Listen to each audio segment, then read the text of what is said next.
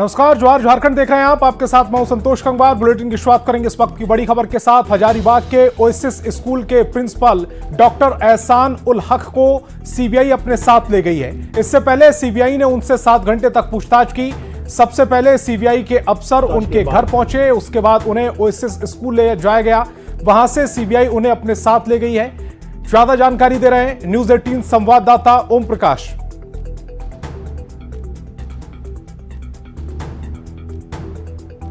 School में CBI की team करीब 4.5 घंटे की पूछताछ के बाद इस वक्त यहां से निकलती हुई नजर आ रही है। देख सकते हैं जो सीबीआई की टीम है वो अपनी गाड़ियों से इस वक्त निकलती हुई नजर आ रही है। जो ओएसिस स्कूल के प्रिंसिपल थे उन्हें भी टीम जो है वो अपने साथ लेकर जा रही है। देखना होगा कि इस पूरी कवायद में क्या कुछ निकला है, लेकिन जाहिर तौर पर अगर बात की जाए तो जिस तरह से ये पूछताछ चली है इसमें कई सवालों के जो जवाब हैं वो ढूंढने की कोशिश जो है वो सीबीआई के अधिकारियों के द्वारा की गई है। और ये तस्वीर जो है ये हम आपको दिखाने की कोशिश कर रहे हैं। नीट क्वेश्चन पेपर लीक से रिलेटेड ये पूरा मामला है। पटना में पिछले दिनों जहां जांच हुई उसके बाद इस वक्त जो है वो टीम जो है वो हजारीबाग में जांच कर रही है। ये तस्वीरें हम आपको दिखाने की कोशिश कर रहे हैं और हम आपको ये भी बताने की कोशिश कर रहे हैं कि किस तरह से ये पूरा जो जांच है वो किया जा रहा है। कैमरामैन संजीव तिवारी के साथ ओम प्रकाश, न्यूज 18 रांची। और हजारीबाग के ओएसिस स्कूल के प्रिंसिपल डॉक्टर एहसान उल हक फिलहाल सीबीआई के शिकंजे में है। उनकी गिरफ्तारी हुई या डिटेन किया गया है, इसकी जानकारी अब तक नहीं मिल पाई है। इससे पहले सीबीआई ने इस मामले में उनसे करीब 7 घंटे तक पूछताछ की और शाम 5:17 पर उन्हें अपने साथ ले गई। ज्यादा जानकारी दे रहे हैं न्यूज 18 संवाददाता Sushant Soni. Question paper leak मामले में जो हजारीबाग का नाम सामने आ रहा था, आज पूरा दिन सीबीआई की जो कार्रवाई है वो हजारीबाग में देखने को मिला है। आपको हम बताते चले कि हजारीबाग में जो परीक्षा केंद्र बनाए गए थे, ओएसिस स्कूल को बनाया गया था, उनके प्रिंसिपल से आज दिन भर जो है वो पूछताछ चली है। और अभी कुछ ही वक्त पहले जो है सीबीआई की टीम ओएसिस स्कूल के जो प्रिंसिपल एहसान उल हक है उनको साथ ले गई है। लेकिन यह कह पाना अभी जो है थोड़ी जल्दबाजी होगी कि उन्हें गिरफ्तार किया गया है या फिर डिटेन। लेकिन उन्हें जो अभी साथ ले गई है जो सीबीआई की टीम, वो रांची के रास्ते निकले हुए हैं। कहा यह भी जा रहा है कि हो सकता है उन्हें रांची लेते जाया जाए या फिर जो जहां पे जो सीबीआई की टीम ठहरी हुई है वहां पे उनके साथ जो है पूछताछ भी की जा सकती है। लेकिन अब देखना यह होगा कि आगे की क्या कुछ कार्रवाई होती है और हजारीबाग से क्या कुछ और भी तथ्य सामने आ पाते हैं। सुशांत सोनी, न्यूज 18 हजारीबाग। और हजारीबाग से इस वक्त की बड़ी खबर, प्रिंसिपल से सीबीआई की कड़ी पूछताछ। चरही के गेस्ट हाउस में यह पूछताछ चल रही है। सीसीएल के गेस्ट हाउस में यह पूछताछ जारी है। ओएसिस स्कूल के प्रिंसिपल से पूछताछ की जा रही है। नीट पेपर लीक की परत खगाल रही है सीबीआई। इस वक्त की बड़ी खबर आपको बता रहे हैं, सीसीएल के गेस्ट हाउस में पूछताछ हो रही है। इस वक्त की बड़ी खबर, ओएसिस स्कूल के प्रिंसिपल को 5:17 पर डिटेन किया गया या हिरासत में लिया गया। अभी इस पर स्पष्ट कोई बयान नहीं आया है, लेकिन सीबीआई की गिरफ्त में है, वो पूछताछ की जा रही है। नीट पेपर लीक की सीबीआई जांच लगातार जारी है और उसी जांच के सिलसिले में ओएसिस स्कूल के प्रिंसिपल से पूछताछ हो रही है। सीबीआई कड़ी पूछताछ कर रही है। चरही के गेस्ट हाउस में पूछताछ जारी है।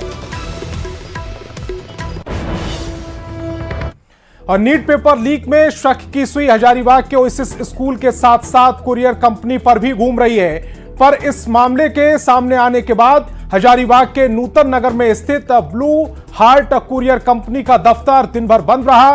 कहा जा रहा है कि सीबीआई कुरियर कंपनी के संचालकों से गुप्त स्थान पर पूछताछ कर रही है। ज्यादा जानकारी दे रहे हैं न्यूज 18 संवाददाता सुशांत सोनी।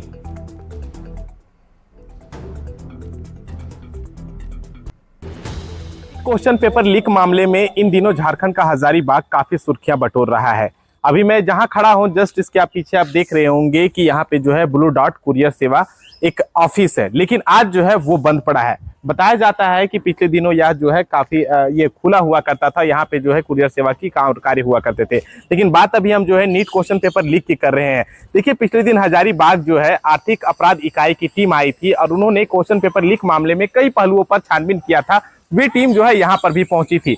आज जो है अहले सुबह से ही जो सीबीआई की जो टीम है वो हजारीबाग पहुंची हुई है और कई जगहों पर वो छानबीन कर रही है। उस दौरान जो है वो यहाँ पर भी पहुंची थी। इसका नाम इसलिए भी जुड़ रहा है क्योंकि रांची से जो क्वेश्चन पेपर आए हुए थे इसी कुरियर के माध्यम से पहुंचा हुआ था, उसके बाद यहां से टोटो वाहन यानी इलेक्ट्रिक रिक्शा के मदद से जो है एसबीआई ब्रांच के लिए पहुंचाया गया था, जहां पर उसे सुरक्षित रखा गया था, जिसको लेकर इसमें जो है इस कुरियर सेवा का नाम जुड़ रहा है। आपको बता दें कि जो सीबीआई की टीम हजारीबाग पहुंची हुई है वो लगातार हर एक जगहों पर जांच कर रही है। हजारीबाग में जो सेंटर बनाए गए हैं ओएसिस स्कूल, वहां पर भी जो है लगातार प्रिंसिपल से पूछताछ किया जा रहा है।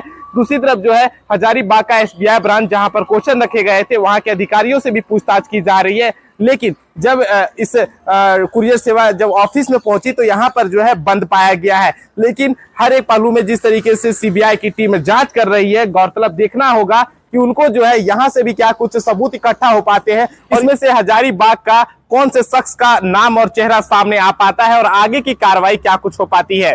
सुशांत सोनी, न्यूज 18 हजारीबाग। और झारखंड के मुख्यमंत्री चंपाई सोरेन ने कहा है कि नई मंत्रियों पर 2 दिन में फैसला हो जाएगा। धनबाद में करोड़ों रुपए की विकास योजनाओं की सौगात देने के बाद उन्होंने कहा कि उनकी सरकार जनता के हित में काम कर रही है। जल्द ही कई और योजनाओं की सौगात झारखंड की जनता को मिलने वाली है। एक एक मोहल्ले का जनता का भावना का समझ के उसका अनुरूप योजना तैयार करके झारखंड को संवारने का काम करता, लेकिन होगा बनने वाले हैं कि सूचना है कौन कौन मंत्री बन रहे हैं, अभी तक कोई ऐसे बात नहीं होगा। 1-2 दिन में क्लियर साफ हो जाएगा, हम लोग बताएंगे। आज का ये कार्यक्रम क्या विधानसभा की तैयारी के रूप में देखा जाए? जनता नहीं यार, तैयारी क्या, सरकार आई तो जनता की काम करने के लिए नहीं निकलेगा क्या? तो सर ये तैयारी ही माना जाए। हर समय जो भी राजनीतिक दल है को सर्जन पेंशन के बाद जो 25 बरस से 49 बरस तक है महिलाओं को हम लोग बहन बेटी समृद्धि योजना शुभारंभ कर रहे हैं। इस सरकार के बहुत बड़ा योजना है। नहीं, हम लोग तो लगातार आपकी योजना, आपकी सरकार, आपके कार्यक्रम तो पूरे जब से सरकार बनी है तब से गरीब के समस्या के लिए विभिन्न प्रखंडों में, विभिन्न पंचायतों में जहाँ डीसी नहीं जाता था, एसपी नहीं जाता था, वहाँ मुख्यमंत्री मंत्री सब जा रहे हैं। और मुख्यमंत्री चंपाई सोरेन के मंत्रिमंडल में नया मंत्री कौन होगा, इसका खाका लगभग तैयार हो चुका है। 2 मंत्रियों के नाम पर चर्चा चल रही है। इसी पर हमारी ये रिपोर्ट देखिए।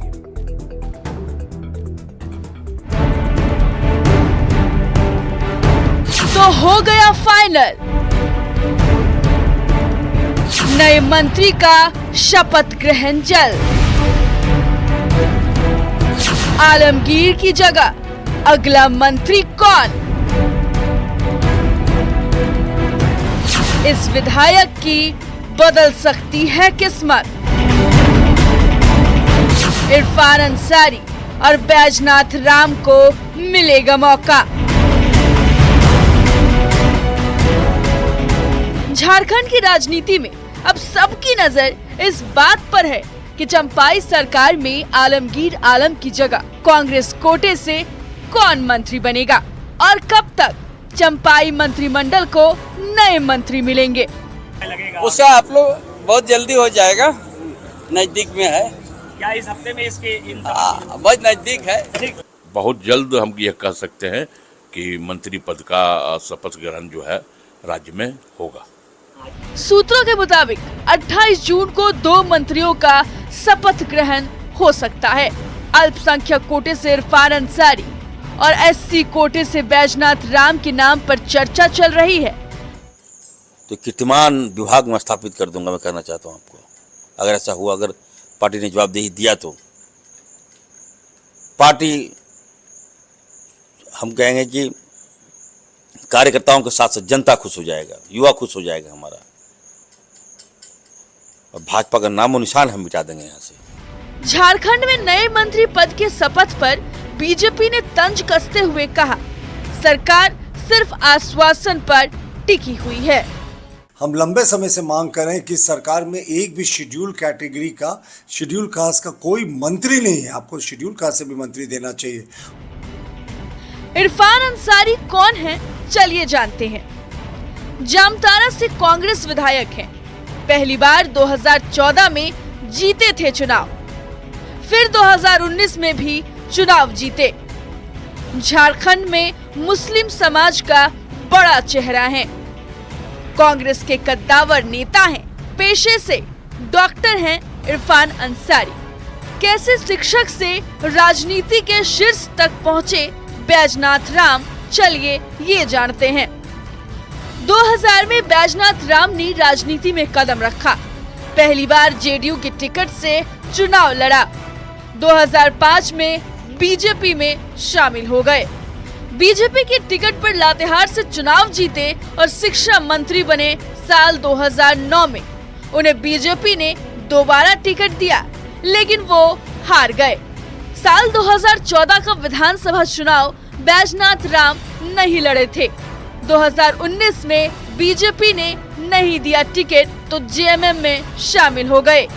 देखना होगा कि चंपाई मंत्रिमंडल में कौन कौन नए मंत्री बनते हैं, क्योंकि अगर बैजनाथ शपथ लेते हैं तो 12वें मंत्री का पद भी पूर्ण हो जाएगा।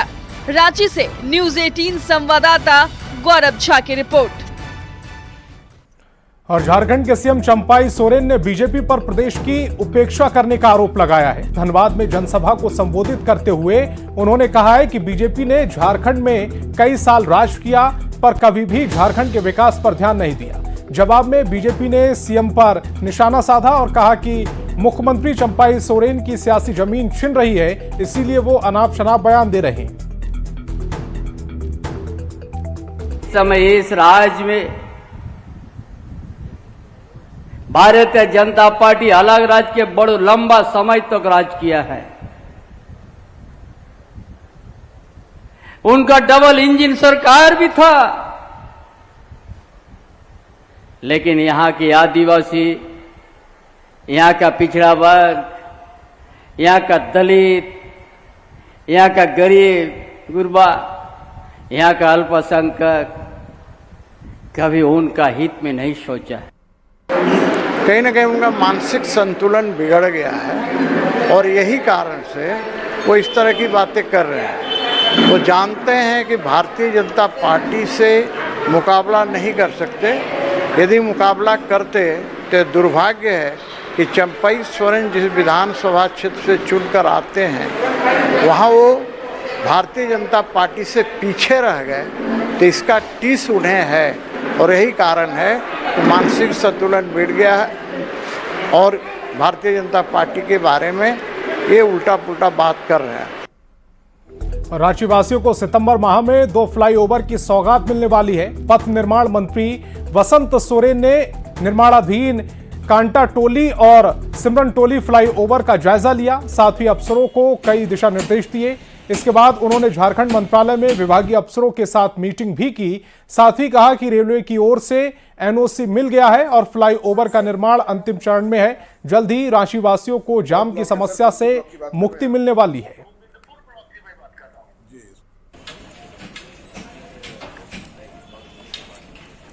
देखा कार्य को और काफ़ी संतोषजनक था और जो टाइम बाउंड उनको दिया गया है, उम्मीद करते हैं कि उस टाइम बाउंड पे हम लोग इस फ्लाईओवर को चालू करने में हम लोग सितंबर तक में इसको चालू कर लेंगे। अंत तक में हम लोग इस फ्लाईओवर के यूज़ को दोनों की बात कर रहे हैं। कांटा टोली का 31 अगस्त टाइम दिया जी। सिरम टोली से जो मैकॉन को जा रहा है वो है और कांटा टोली वाला है। इसमें वो दोनों परियोजनाएं काफ़ी महत्वपूर्ण थी और पूर्व सीएम ने भी इसको लेकर के काफ़ी जोर दिया हुआ था। उनकी इच्छा थी कि शहर को जो परेशानियां हो रही हैं शहर के लोगों को, उन परेशानियों को जितनी जल्दी समाप्त कर सकें, तो उसी की मॉनिटरिंग कैसी हो रही है और काम की स्थिति क्या है उसका जायजा लेने के लिए हम लोग। और झारखंड के सियासी दलों के बीच कुर्मी वोटरों की छीना झपटी का खेल शुरू हो गया है। आजसू के बाद JVKSS ने दाव ने सियासी उथल पुथल मचा दी है। ऐसे में सबसे बड़ा सवाल ये उठ रहा है कि इस बार का चुनाव में कुर्मी समाज का सबसे बड़ा चेहरा कौन होगा। झारखंड में 26% ट्राइबल वोट के बाद सबसे ज्यादा किसी वोट बैंक को साधने की कोशिश हुई है तो वो है कुर्मी वोट। झारखंड के कुल वोटर्स में से कुर्मी वोटर की आबादी करीब 16% है। पिछले विधानसभा चुनाव तक सिर्फ आजसू पार्टी ही कुर्मी वोट बैंक पर दबदबे का दावा करती रही थी, पर इस साल के लोकसभा चुनाव में JBKSS ने सबका ध्यान अपनी ओर आकर्षित किया है। हम लोग इस राज्य के हितार्थ, कल्याण और आने वाला पीढ़ी का भविष्य, फ्रेश नियुक्ति, यहाँ के नीति नियमावली को लेकर के हम लोग पूरा जनता का आशीर्वाद के साथ हम लोग पूरे झारखंड में बहुमत का आंकड़ा से पार लगभग 55 सीट का अभी तक निर्णय हुआ है। लोकतंत्र है, उनको हक है कि वो अपने उम्मीदवारों को खड़ा करें, लड़ाई लड़ें, उनका अपना पक्ष होगा, उनका स्वागत है। इसमें हमारी पार्टी को न तो उनसे कुछ विशेष लेना देना है, नहीं हमारी पार्टी इस पक्ष को लेकर चिंतित है। बीजेपी और आजसू ने 2019 का विधानसभा चुनाव अलग अलग होकर लड़ा था, पर इस बार दोनों पार्टियां साथ नजर आ रही हैं। लेकिन लोकसभा चुनाव में बेहतर प्रदर्शन से सभी बेहद उत्साहित है। JBKSS ने 50 से ज्यादा विधानसभा सीटों पर चुनाव लड़ने का ऐलान करके सियासी सरगर्मी और भी ज्यादा बढ़ा दी है। अब सवाल उठ रहे हैं कि कुर्मी वोटर का आशीर्वाद आखिर किसके साथ होगा।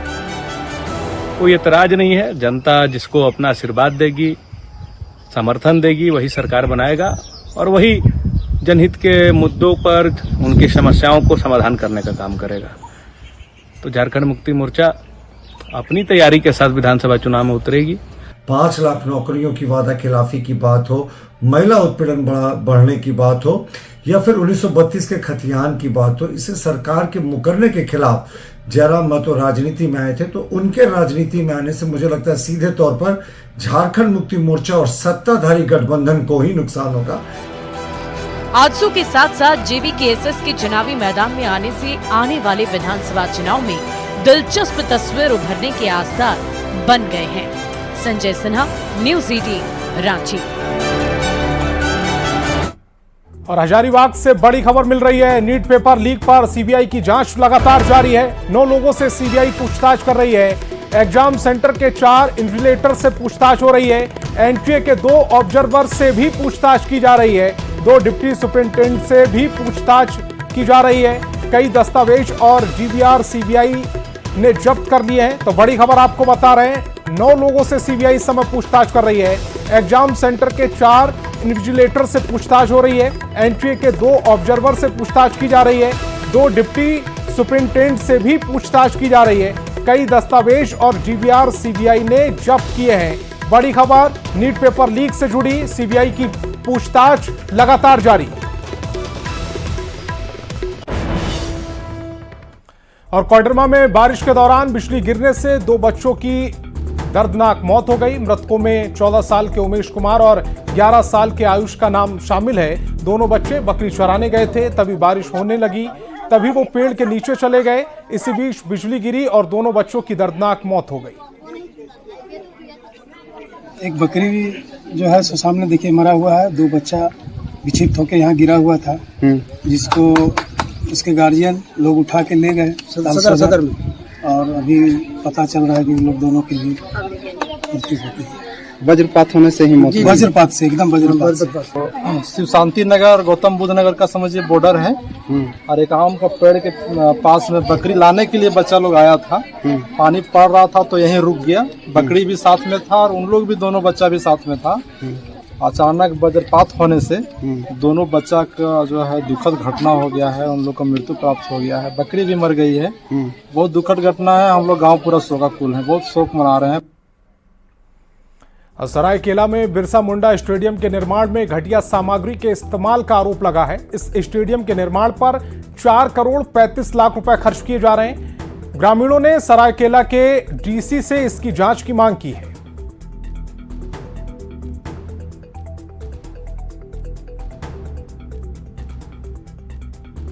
काम चल रहा है, इसमें लाइट लगा है। जो लाइट लगा और टोटल आपका हाई मार्क्स 4 गो लगा है। स्ट्रीट लाइट 30 गो है। पेंट हुआ है, मिट्टी भरा गया, इसमें बालू। देखिए, सरायकेला का जिला का एकमात्र बड़ा स्टेडियम है और काफी लंबे अरसे से हम लोग को उसको सुसज्जित करने की, उपयोगी बनाने की मांग की जा रही थी और वो मांग पूरी होती हुई दिख भी रही थी। लेकिन विभागीय अभियंता जो एसी रूम में बैठकर प्राक्कलन से लेकर एमबी बुक भरते हैं, उसका खमियाजा जनता को भुगतना पड़ रहा है। क्योंकि वहाँ पर बेतरतीब तरीके से निर्माण कराया जा रहा है। जहाँ मैदान में 2 फीट मिट्टी खोदनी थी, उसको केवल 10 इंच खोदा गया। तो इस बुलेटिन में फिलहाल इतना ही। आप देखते रहिए न्यूज़ 18 बिहार झारखंड।